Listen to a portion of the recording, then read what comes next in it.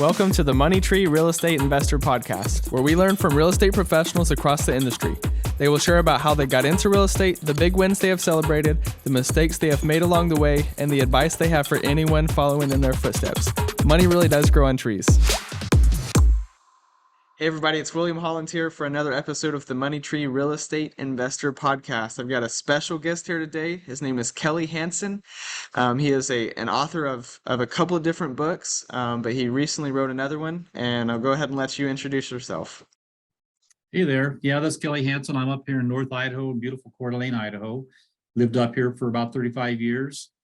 Moved up here for the good climate. I'm an avid gardener, and that's part of the reason I'm up here. Just my wife just recently gave me the funds to increase the size of my greenhouse. So I'm going to try to make it a year-round greenhouse. Here we are 100 miles from Canada this year. So we'll see. That'll be a story for next year. Yeah, that's exciting. Yeah, been married 50 years to my bride last congrats. July. Wow, that's awesome. I worked for 8 different real estate companies. There's stories behind that. 10 years where I'm at right now. So pretty varied background that had nothing to do with real estate, for sure. That's awesome. Yeah. And a side note for those audio listeners, we're both wearing a red shirt today, so that was completely planned. So a little bit of your background, and I know you did several jobs before you became a realtor. You mentioned cattle ranching, logging, a bunch of other stuff. Like what all were you doing, and why were you doing that? How'd you get introduced to that stuff? Well, I was born on a ranch in Colorado, as my wife was back, 69 years ago. Okay. And so I just kind of grew up in the cattle industry. I loved cattle, loved ranching. Never did rodeo. My brothers did rodeo. I just never had an interest in that. Just loved it was animal husbandry, just taking care of the cattle, putting up hay, calving them out was one of my favorite seasons because of new life every spring and taking care of that. And then I was on a ranch with 4 other brothers. So pretty soon the ranch wasn't big enough for all of us as we all started getting married. So right. I quit the ranch because I was youngest at that time of the brothers on the ranch and went to work sawmill. First in the woods as a logger, man a chainsaw, then the sawmill. Gave 15 years doing that, gave me a hearing loss because of that. And the area we grew up in was 8,100 feet elevation. So winter, 10 months of the year. So years and years ago, we heard of a place called Coeur d'Alene. And even though we're 100 miles from Canada, our elevation is only about 2,100 feet. So it's a great place with four definite seasons. So we just picked up and moved here.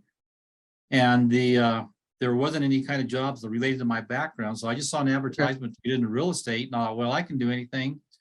Went to real estate school at night and worked at sawmill during the day, got my license in middle of September 1988 and went full-time at that point, not knowing anything about sales. Okay. So how was that learning to be a salesman? Was that uncomfortable? It was, although, my attitude, I can do anything. I had a smart broker and he knew I lacked communication skills. So he sent me to Toastmasters. If you're familiar with Toastmasters International. That's cool. Okay. I started going to Toastmasters, and of course, they taught me how to make presentations, how to communicate, increase my vocabulary. And as a result of the skills that Toastmasters taught me, I was Rookie of the Year in 1989, my first year in real estate. That's awesome. All 300 and some other agents that were in the market at that time here locally. And so I can really give a tribute to all my successes, which we can talk about as we go, goes back to Toastmasters. The books I've written, I was the Rookie of the Year in 1989, and I was Realtor of the Year for the state of Idaho in 2006, as an example. Wow. And was a real estate instructor for 15 years. That part of that came, from that came the book, but all that came from Toastmasters. It really is something I can really encourage people to do, even if they never plan on speaking to a large crowd, because most of our communication is one-on-one or one-on-two. And Toastmasters certainly teaches you how to manage that and do it properly. Absolutely. That's incredible. Yeah. So, I mean, this real estate industry, whether you're a realtor or a syndicator like myself, or a developer, you are constantly talking to people and trying to build those relationships, and trying to understand people's pain points. So how do you go about, selling a house and like building that relationship and walking people through that process?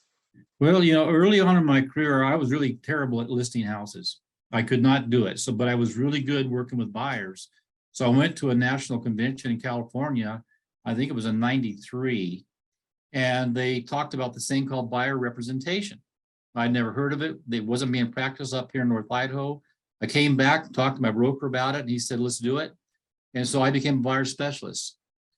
And so in real estate, there's certain designations that you can get, and one of them is called accredited buyer representative, an ABR, and I got that designation in 1996, the first one in North Idaho, because I started focusing on buyers. And that's really when where my book began, because I was representing buyers, and I was thinking, well, now I'm responsible for all the content in the MLS. I got to verify, is it hooked up to sewer or not? Is it a septic system? Type of heat, the roof, the zoning, all these different things. So I started making a list. And now 30 some years later, that list is a book, 150 some pages with 1,000 questions. And that's kind of really how it began. And it was just something I did in the beginning because to best serve my clients, I wanted to make them the best informed consumer possible. They knew everything about them properties, no surprises. Yeah, I made some mistakes, as I alluded to earlier. We can talk about that later. That nearly got me in trouble if I'd known what I knew now, which we can all say that, right? We all wish we knew now, then what we know now. But yeah, that was kind of where that kind of came from. So I became a buyer specialist early in my career, learning how to list properties in that process, but always putting the consumer first. What's their best interests? Aside from my family, I learned early on in my marriage, it's probably I've been married 50 years, is my wife came first. Yeah. And so I purposed, and it's kind of crazy in this real estate industry, not to work evenings and weekends, which is where realtors always work. I did a few times and quite a bit, but I didn't schedule it. So I just had the family was a focus on it, and got a nice marriage still, of course, and that was a good thing come out of that. Still made a good career in real estate. Yeah, that's awesome. So one of the things that you talked about is helping your clients out and putting those clients first, besides your family. And so, that's the whole purpose that you wrote the book for. So your audience is home buyers specifically. Is that correct? Well, when I originally wrote the book, that was my target, was to be home buyers. Then a coach about 2 years ago, I guess it was, told me, he says, no, Kelly, this is really a realtor book. Mm. Because the realtors are the first line of defense, I guess, if you will, for the consumers, buyers and sellers to some degree. And so even though it's written towards, in the first person towards home buyers, it also talks about, because the second part of the title, Be Smart in Real Estate, is, where to get the answers, 999 plus questions to ask and where to get the answers. Well, those answers are coming from professionals. You call Kelly, I'm not a roofer, but I know one. Call Kelly, the realtor. Yeah, I don't know anything about, I know things about septic systems, but I know a plumber. I know people that are professionals in that job. The book's got a list of 47 different professionals realtors should have access to, because in real estate, time is of the essence. If you have a foundation issue, you need to have a foundation guy, or roofing, or you need another number of professionals that can be involved there. So that's where that kind of came about, to be providing that full service by having that string of connections. And most of the really good realtors, they have people that they can call. We could get on my cell phone and say, I need to talk to a plumber, and I got him right here. So that makes it more of a better service to the people and helps them along, make a good buying or selling decision. The book does, as I ended up writing it, does have 90 seller tips in boxes, grayed out boxes, so the home seller, like a for sale by owner, could be ready for that highly informed buyer and answer all these questions ahead of time and actually net more money because of it as a listing. Yeah.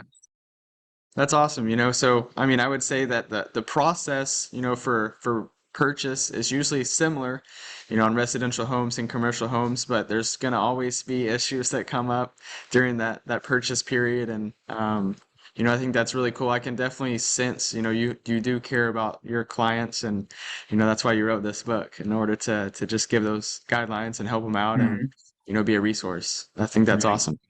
Yes. So as far as writing a book, I'd love to hear some of your advice for others trying to write a book. I think, a lot of people want to write a book, and there's so many obstacles and hurdles. So can you walk us through that process a little bit? Absolutely. I'm glad to. I know, I co-authored a book in '04, and most of that was just providing information to it. Other people took care of that. So when it came time to write this book, and And as I mentioned earlier on, 3 years ago or 4 years ago, when the light bulb came on, I got to write this book. I wanted the book to be applicable to all 50 states. I'm only licensed in Idaho.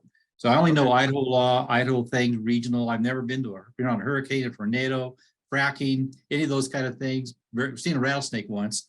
I just don't know anything about other states, but I did research. So I talked to at least 300 agents in different states all around the country and got information from them that was particular to their states, and stuff in Illinois and Kentucky and Hawaii and all these different states, gathered information. And then because I was not a writer, I'm a realtor and past cowboy. How do you write a book? And so there was a very prolific writer by the name of Brian Tracy. You've probably heard of him. He's written a lot of books, real estate related and otherwise. And he had a course on how to write a book. It was a free little course. It was 6 steps. And one of the first steps, and anybody could write a book because everybody's got a book inside them, is the first step is you do what you call a brain dump.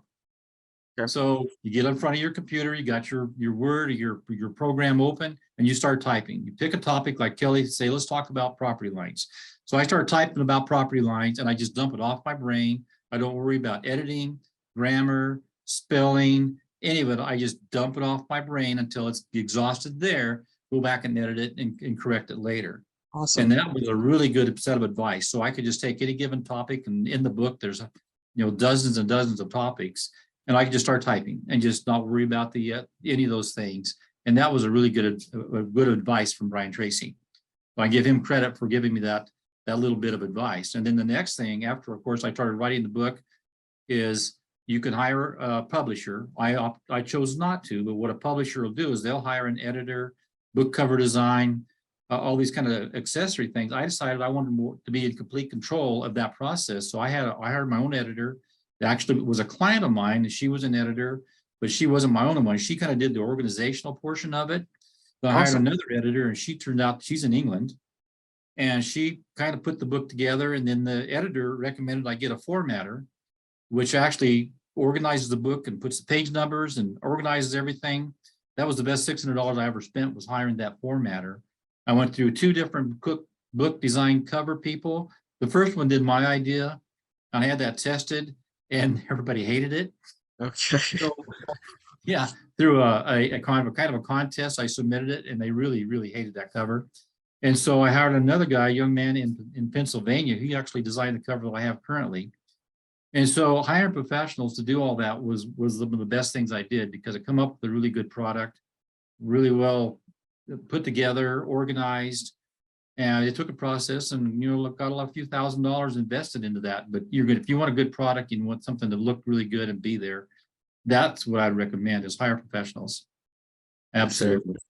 Yeah, I'm a firm believer in whatever you're doing to pay as much as your money can afford, whether that's building a website, which I've done, or the best equipment possible. Like I want to be the best, and so I gotta pay for the best. That's right. It's well worth it. I mean, I expect people to pay me handsomely as a realtor because I know what I'm doing. I'm going to pay them because they know what they're doing. And I expect that, and that's what I get from them. Even though I went through 2 editors, 2 book design people, and those 2 web design people to finally get the right one. That's all right. It's a learning process.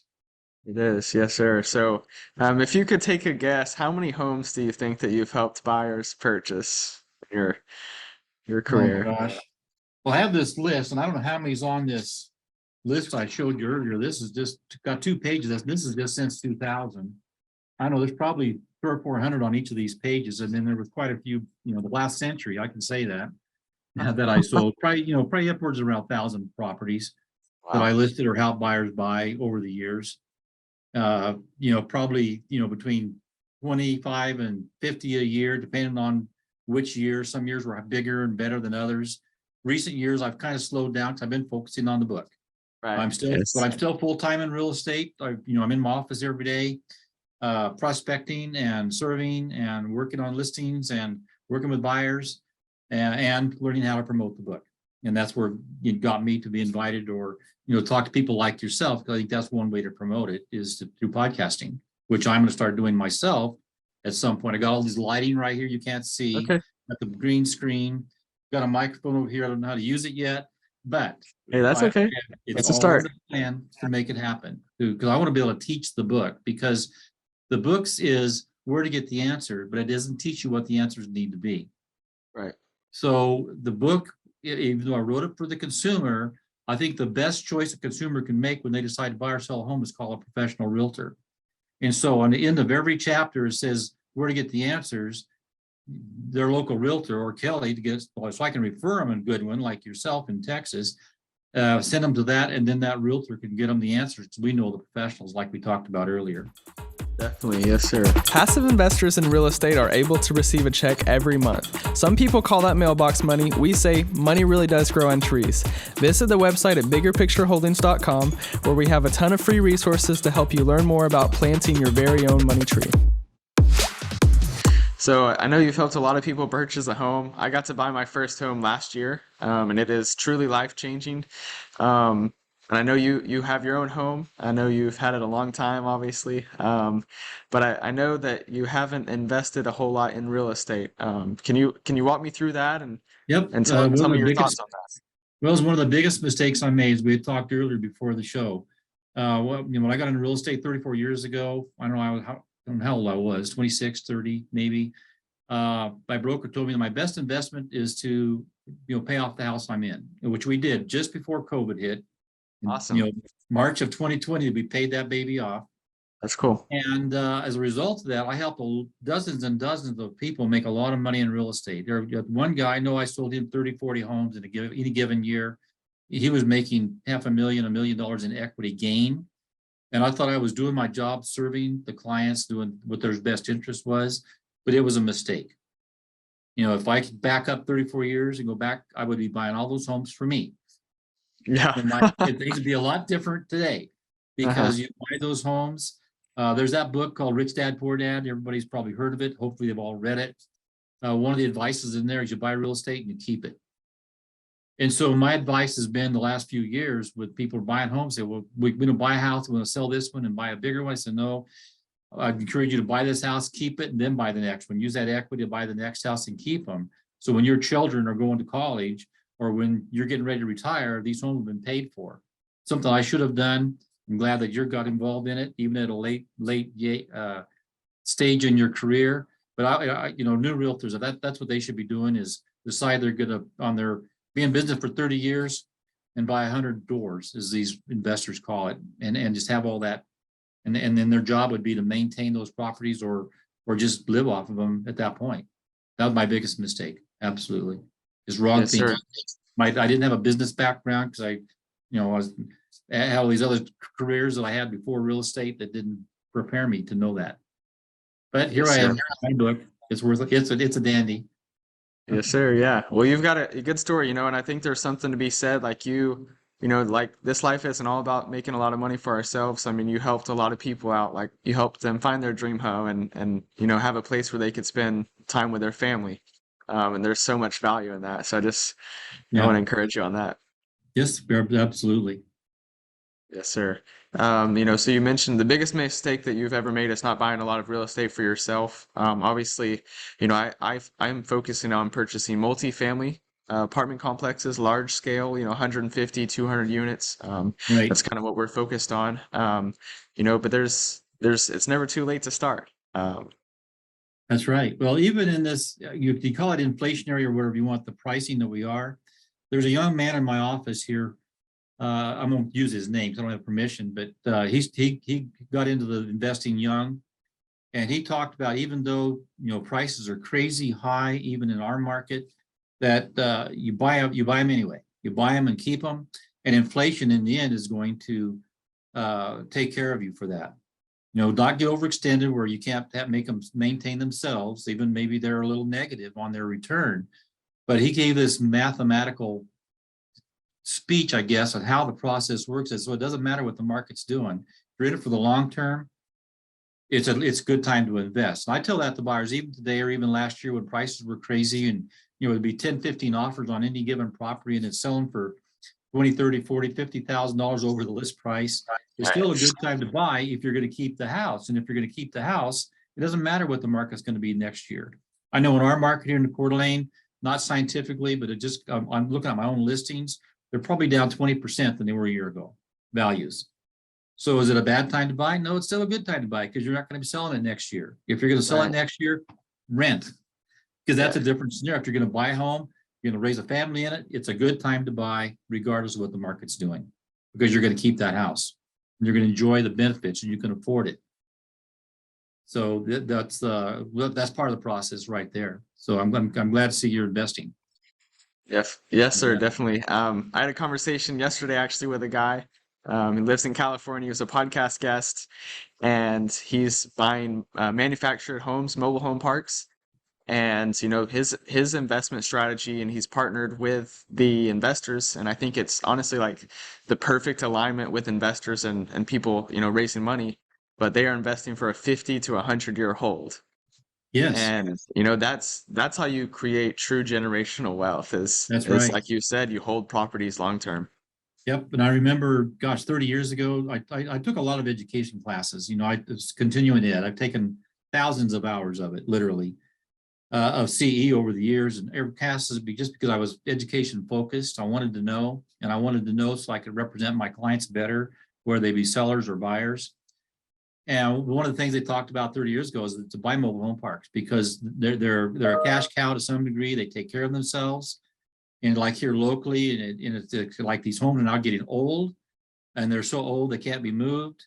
And Right. that real estate's in the prime real estate. It's got all the services. It's right there. It's just designed for you to come build, 150 units on that property, which is not to the advantage of the people in the mobile homes, but they're aging out too. And it's really a good, wise investment. But it's a long term. And that is absolutely right. The long-term investment to buy them kind of properties, for Yes, sure. sir. Well, the last few questions I always like to finish up with is, big losses, either that you've experienced in real estate or lessons learned, just things that we can do to help educate the listeners. And then want to wrap up with some big wins. Obviously, you've had several and we've touched on a lot. Can you just kind of share maybe, you said you had some potential legal issues and some deals previously. Yeah. I think that'd be helpful to learn Well, about. and of course, it talks about it in my book. I mean, the book has over 1,000 questions that you should ask. In the book, do you got a copy of it, right? I sent you a copy. I, Maybe I I didn't. haven't received that yet. No, sir. Oh my, I should have sent that to you. It's kind of hard to see in here, but it's got check boxes. There's Awesome. over 1,000 questions in there to make you think about it. So here's an example. 30-some years ago, 33 years ago, I met this buyer. I was out jogging in my neighborhood. He was out there waiting on a carpool. Found out he wanted to buy a house. The next day, I bring him a business card, help him and his wife and little children buy a house. Right. So great deal had happened. This is probably my first year in real estate. So I was in the house I was renting before I bought. So 7 years later, they call me up, say, hey, Kelly, we want to sell our house. We want a bigger house. So I go to the house and look at it. And I realized the house that they bought with an FHA loan was now in a commercial zone. Okay. So selling a residential home in a commercial zone is very difficult because you can't get FHA, VA, residential financing on it. So it actually devalues the property. Wow. Well, they nearly sued me. We ended up selling the house. I had a smart broker at that time. I've had a lot of smart brokers, but we figured out a way to sell the house. But what the moral of the story is that 7 years earlier, if I had known, if I'd read Kelly's book, I would have checked on what is the long-term comprehensive plan zoning for that property. I would have known 7 years earlier it was going to be commercial someday. I could have known. So in marketing the book, there's all these questions you can ask. Is what's the commercial zone, or what's the zoning going to be on the house later on, or with that property? The book is just full of questions like that. For example, what's the zoning of the property behind the vacant land behind the house? Right now here locally, and I'm going to use this in my podcast when I start doing my own teaching the book. There was a big in the paper just this morning. They were talking about 400 acres being annexed east or west of town. Well, there's some neighborhoods that are going to be nearby that. Well, the road goes up like this. It stops right here because when they built that neighborhood 20 years ago, they knew they would build a road on through. Well, now they're going to do it. And the people living there is going, we don't want anybody driving through our neighborhood. Well, Right. They're going to build a road right through there because it's already set up for that. And it was zoned to be this kind of properties years ago. it's something you could have known. So my book is, in real estate, we're responsible for should have known. Real estate law says that realtors, regardless whether you've been 34 years or just a few, and there's something that could affect a material fact could affect the buyer or the seller, we should have known about it. And there's just so many things in the book that talk about those things. So the book, if you got it and read it, 150 some pages, just read it back to back, then when that issue came up, it'd be top of mind. You as a real estate professional or a consumer go, oh, I should ask about that because that seems to be important. Because when you get the property annexed, for example, you're in the county, then all of a sudden it becomes a city. Now you got to hook up the city water, city sewer. You can't have a cow anymore because you're limited on livestock in the city, and could have known it was subject to annexation because of its commercial or its potential zoning coming down the road. That's just a couple of questions. There have been property line disputes. I can remember one time where we sold this triplex, and there was the fence line, and that's where we represented to the seller. Well, a couple of years later, the big old acreage that's right behind there is being sold off to make a development. That guy hires a surveyor. Well, there's 10 feet in the back of the property that does not belong to the property I sold. Wow. So I was with that same broker. He negotiated a deal we bought our way out of that deal, buying that land back from on a prorated per square foot. But I could have known that the property lines were not necessarily the lines, and I could have disclosed that and maybe avoided that. Lots of near misses. I never listened, but the lawyers have been talked to. So that's where your average realtor out there, because there's things they don't know about, because there's things that happened. Like, for example, in between 1985 and 1996, Louisiana Pacific Corporation had a siding, and a portion of that siding was LP interseal siding was defective. If it's on houses today, it's probably okay because not all of it was bad.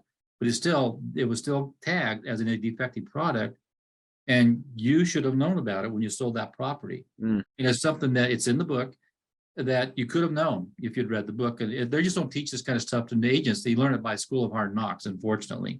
Right. So that's where it'll be a real benefit for people to have this tool to do that. I love that. It's like I make mistakes all the time. I'm going to make more mistakes. You've made, a lot of mistakes. And, it's like other people don't have to make their own mistakes. There's so many resources today to educate ourselves and, try to do the best that you can. Yeah. Well, they say realtors been in business 30 plus years. They bought a house for somebody, one piece at a time. We bought that guy a roof. We bought that guy a furnace. We put carpet in that house. We had to replace the windows over here. Piece by piece over the years to keep them happy for things that we could have prevented had we known better. But that's what's happened. This book will help save people money, realtors and the consumer. Yes, sir. That's awesome. So how would you like people to be able to get in touch with you and check out the book? They can go to the website. It's just besmartinrealestate.com. And it takes them right there, and they can look at the book in part and be able to purchase the book at that point.